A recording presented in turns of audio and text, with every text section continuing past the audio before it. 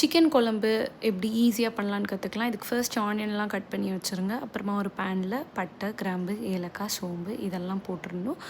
போட்ட அப்புறமா நம்ம ரெட் சில்லி கொஞ்சம் ஆட் பண்ணிக்கலாம். அதை கொஞ்சம் நம்ம ஸ்டிர் பண்ணி விட்டதுக்கப்புறமா கட் பண்ணி வச்ச ஆனியன்ஸ்லாம் ஆட் பண்ணிவிட்டு, கொஞ்சமாக இஞ்சி பூண்டு பேஸ்ட்டு, கொஞ்சமாக கருவேப்பிலை ஆட் பண்ணி அது கொஞ்சம் கலர் வர வரைக்கும் நம்ம வச்சுக்கலாம். நம்ம அதுக்கப்புறமா வந்துட்டு மசாலாஸ்லாம் ஆட் பண்ணிக்கலாம்.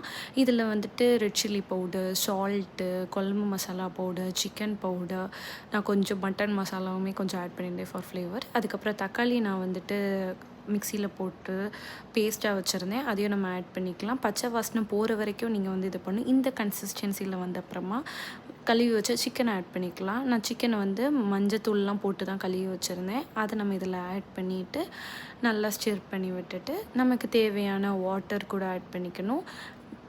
சில பேர் வந்து ரொம்ப செமி கிரேவியாக எனக்கு போதுங்க அப்படின்னு சொல்கிறவங்கலாம் கொஞ்சமாக ஆட் பண்ணிவிட்டு அது கொஞ்சம் கொதிக்கிற வரைக்கும் இருந்தால் போதும். அப்புறம் ட்ரை ஆனதுக்கப்புறமா you can take it of.